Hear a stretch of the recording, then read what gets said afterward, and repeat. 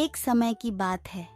एक हरित और उमंग भरी जंगल में एक छोटी सी गौरैया नामक टुनी और एक चालाक कौवा नामक कावा रहते थे।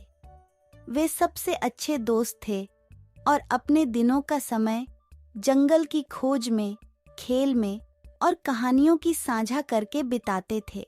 टुनी एक छोटी और कुशल पक्षी थी जिसके सुरीले गाने जंगल में गूंजते थे।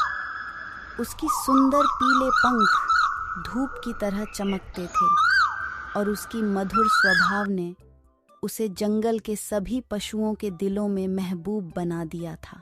कावा वहीं पर एक भयंकर कौवा था जिसकी काली रंगीन पंख धूप में चमकते थे। उसकी बुद्धिमता और होशियारी के लिए उसे जाना जाता था। कावा किसी भी मुश्किल समस्या का चतुर समाधान निकाल सकता था। एक दिन जब टुनी और कावा एक डाल पर बैठे थे, उन्होंने देखा कि जंगल में बह रही नदी सूखने लगी थी। जंगल के पशु चिंतित थे क्योंकि उनकी पानी की आवश्यकता थी। टुनी और कावा ने तय किया कि वे जांचेंगे कि नदी को सूखने का कारण क्या है। वे यात्रा पर निकले, एक डाल से दूसरी डाल पर उछलते हुए और पहाड़ों और घाटियों पर उड़ते हुए। लंबी और थकाने वाली यात्रा के बाद उन्होंने नदी के स्रोत तक पहुंचते हुए देखा। एक बड़े पत्थर से बंद हुआ एक शानदार झरना था। पत्थर के कारण पानी स्वतंत्र रूप से बह नहीं सक रहा था।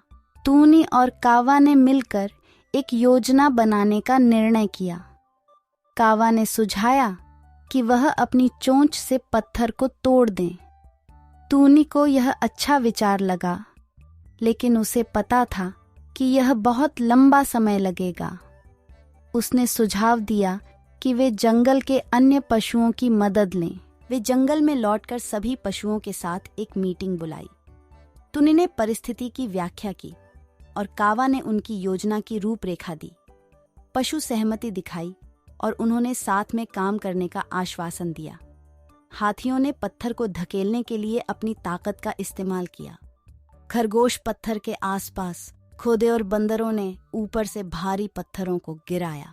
बहुत मेहनत के बाद पत्थर अंत में छोटे टुकड़ों में टूट गया और पानी फिर से स्वतंत्र रूप से बहने लगा।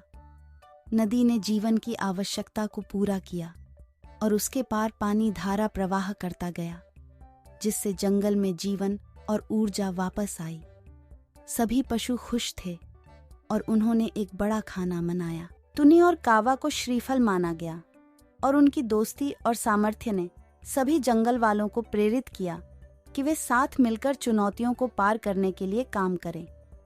और इसी तरह टुनी गौरैया और कावा कौवा ने अपनी गानों और हंसी मजाक से जंगल को भर दिया, जानते हुए कि उनकी दोस्ती और एकता ने उनकी दुनिया में दीर्घकालिक अंतर कर दिया।